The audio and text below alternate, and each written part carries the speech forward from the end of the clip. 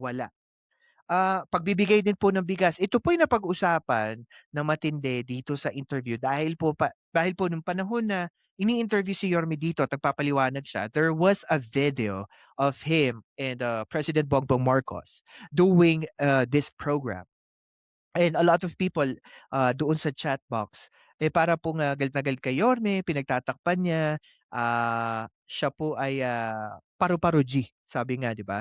Ako para sa akin, normal lang po 'yun kasi he is a government official. Pero sana magkaroon tayo ng balanseng pagtingin.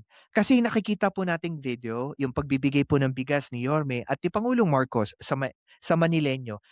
Yung mga tinarget po nila dito, which is the working class, and the funds and the bigas is coming from Local Government Support Fund or LGSF, ay nanggaling po katulong ang opisina ng presidente. Sa akin po, kahit po galit kayo sa Pangulong Marcos, kung makikita niyo po yung presidente at yung mayor po na si Yorme Isko, makita niyo po yung video, yung mga natulungan po, sabihin na nating,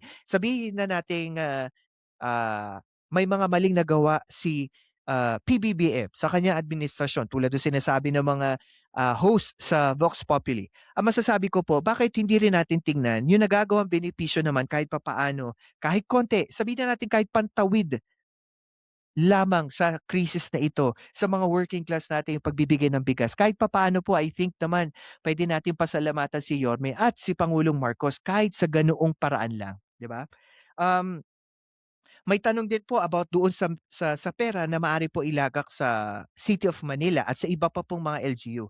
Ang sabi po ni Yorme, hindi na po mamomroblema ang city dahil po yung pera ay downloaded na po at naibigay na po sa local government unit.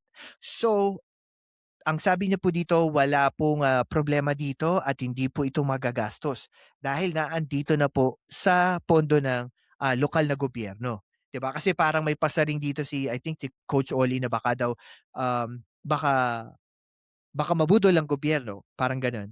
Um, tamang ano, tamang hinala pero I think the problem is kapag ang isang taong kausap mo coming from tsismis, coming from, fake news, ika nga. Tas ang kausap mo yung mismong tao na may alam sa proseso sa transaksyon at alam ang totoong nangyayari sa loob, sabihin na nating mapapahiya ka, one way or another. Kasi dito mo mapapatunayan that there is a big difference of people saying things online na wala naman pong pruweba, wala naman pong ebidensya at pawang mga, aligasyon, haka-haka o mga tsismis lang.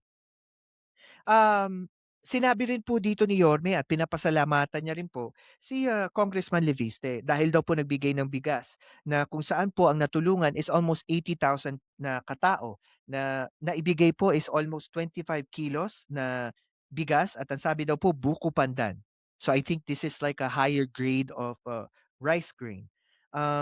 And then also nagbigay din po si Pangulong Marcos, I think punta po siya ng Benguet at bumili po siya ng gulay at ito pong mga gulay na ito ay pinamigay po sa Government of Manila at sabi po ni, Yorme Isko, ito pong mga gulay na ito ay ipinamahagi sa mga mamamayan ng Parola at Baseco.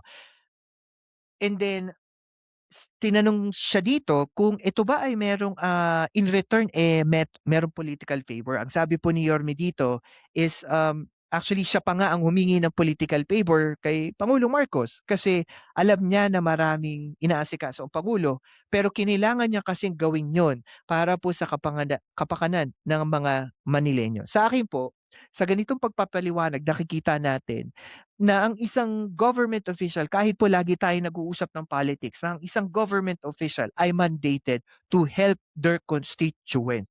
Ako po si Banat Boy at ito ang Philcast kung saan ang katotohanan walang takot na sinasabi. Like, share, at subscribe na.